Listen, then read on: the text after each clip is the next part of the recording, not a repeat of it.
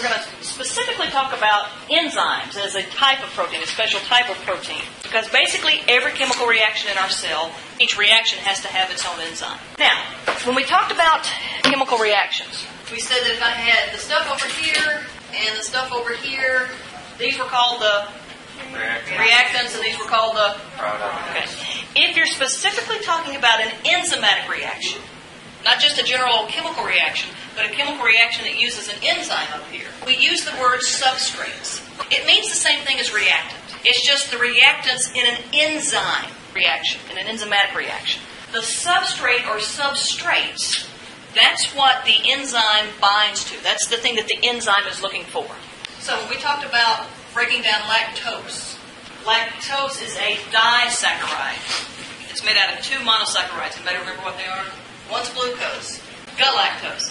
So, lactose would be the substrate for the enzyme lactase.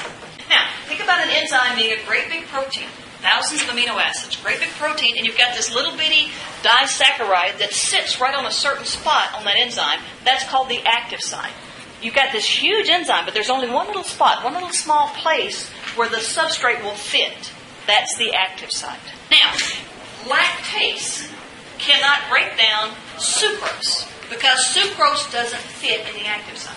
You've got to have a different enzyme. It's called sucrase. So enzymes have what's called specificity.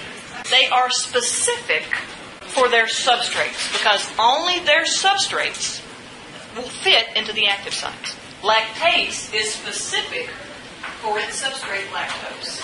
An enzymatic reaction is often written in shorthand like this. What this means is enzyme plus the substrate.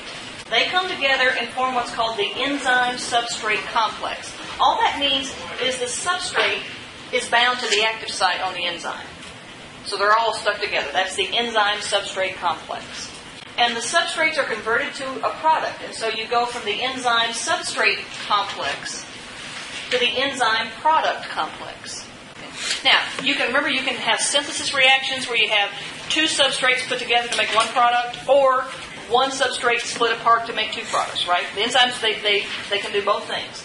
And then what happens is, either way, the enzyme and the product separate, and this same enzyme molecule gets reused. So enzymes are reused.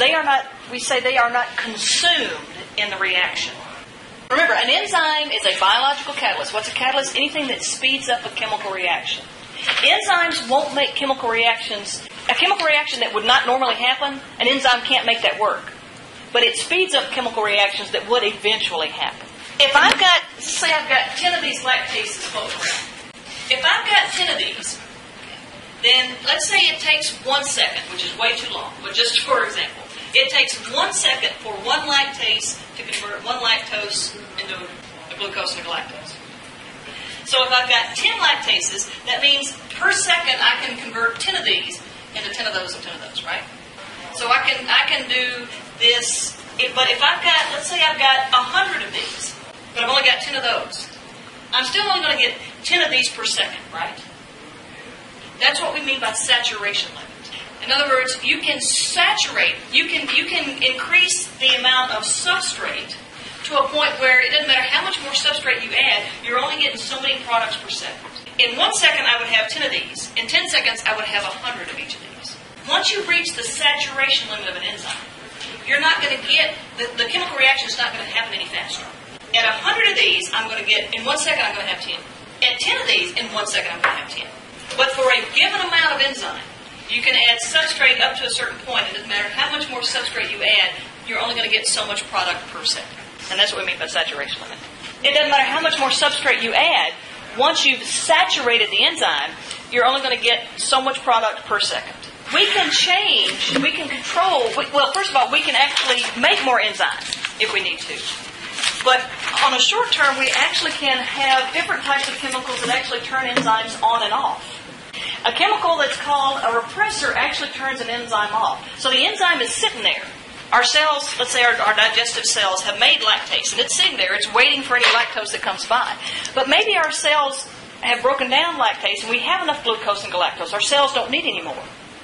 So the cells can produce a chemical that says, let the lactose go on through. we have the enzyme, but we can temporarily turn them off. And then when the cells need more, they can take the repressor off and the enzyme will work again. Now, we can also have things that turn enzymes on, make them even work faster. We call them activators. And if you'll notice, this repressor or the activator, these bind to some other site than the active site. And what they do is if it's a repressor, it can change the enzyme where it won't bind the substrate. If it's an activator, it changes the enzyme where it'll bind more substrate. So these repressors and these activators change the three-dimensional shape that either make it harder to bind the substrate or easier to bind the substrate. This repressor or the activator, they bind to some other site than the active site.